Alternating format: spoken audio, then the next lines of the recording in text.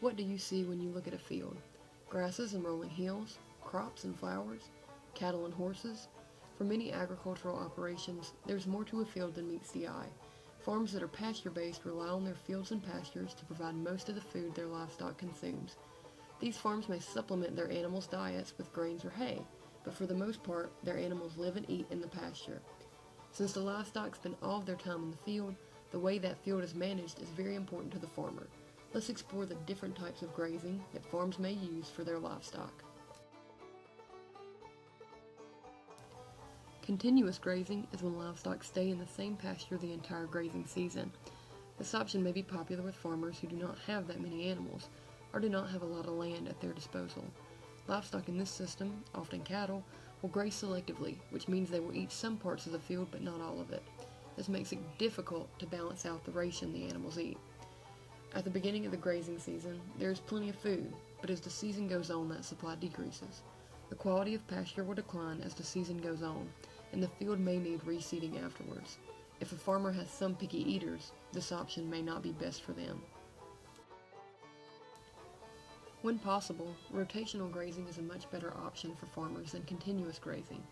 Rotational grazing is when livestock are moved from field to field, often for a set amount of time. For example, a farmer may keep his cattle on one pasture for 4 months and then move them to another field for the next 4 months. The farmer can switch his livestock between these two fields throughout the year.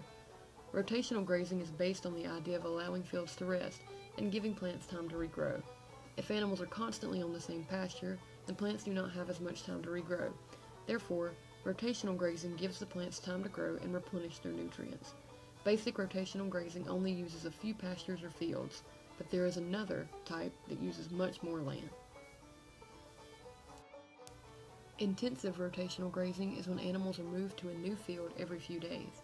It requires a lot of land and is very labor intensive. In this system, animals are only allowed to return to a field once it is fully regrown. This ensures that pasture quality stays high throughout the grazing season. Intensive rotational grazing requires exact record keeping from the farmer. This system may be popular with organic farmers or farms that use pasture as the only source of food for their livestock. New technologies have made rotational grazing a much more viable option for many farmers. Easier to use temporary fencing, smartphone programs, and new research has made it all the more possible for farmers to get the most from their pasture-based farms. Now that we know what rotational grazing is, let's talk about a few ways it can be accomplished. Strip grazing is when animals are confined to a small section or strip of pasture. It is accomplished by separating the pasture into multiple strips and then frequently moving the animals from one strip to the next. It doesn't allow the animals time to become picky eaters because they are not there long enough to fully selectively graze. It is also a good method to use when introducing livestock to a new forage. First-last grazing is another method that farmers may use in rotational grazing. It involves two groups of animals, often with different nutritional needs. In this method, one group of animals grazes a field first, and when they are moved, another group of animals takes their place. For example, let's say that a farmer has a herd of 30 cows. Half of his cows are pregnant, while the other half are not.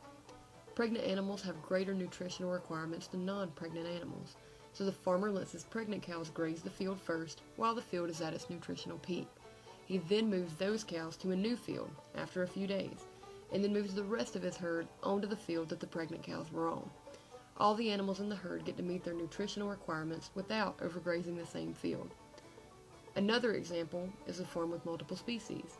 A farmer could graze her cows on the field for a few days and then move her goats and chickens onto that field after the cows have been moved. The goats and the chickens have a more variable diet than the cows and will most likely not eat the exact same things that they did. This ensures that the pasture is getting fully grazed and allows the farmer to use less land for all her animals. Strip grazing and first-last grazing are two methods farmers may use in rotational grazing, but no matter the method, rotational grazing is extremely dependent on one thing: pasture management. Pasture management is described as being elegantly simple but biologically complex. It is intensive and requires farmers to focus on three things. Vegetative growth is very important. Farmers want to make sure that there is enough food in the pasture, and that all depends on plant growth. To ensure growth is at a maximum, Farmers may rotate their animals from pasture to pasture more frequently, and may reseed fields after each grazing season. After all, if there is no growth, there is no food. Availability is also very important. No matter the season or age of the pasture, a farmer must ensure that fields are supplying enough food to meet all of the animal's nutritional requirements. A farmer may vary the forages that are planted in a pasture to ensure that there is growth throughout the year and different plants for the animals to consume. The more plants an animal can eat, the less likely it is to overgraze a pasture. Lastly, farmers must also watch the legume content of their fields. Legumes are certain types of plants, like clover and alfalfa, that can cause issues in some livestock species. Though animals often love the taste of legumes, it can cause them to consume too much nitrogen and can lead to bloat.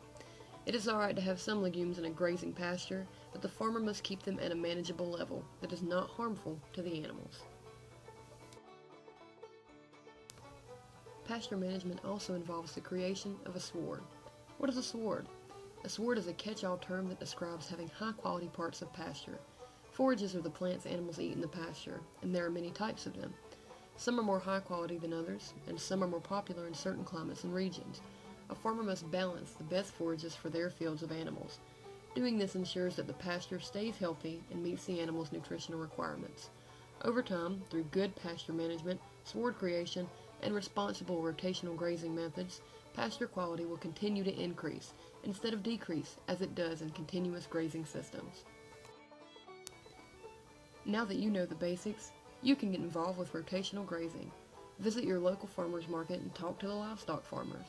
Talk to them about how they graze their animals, and if they use rotational grazing, ask what method they use.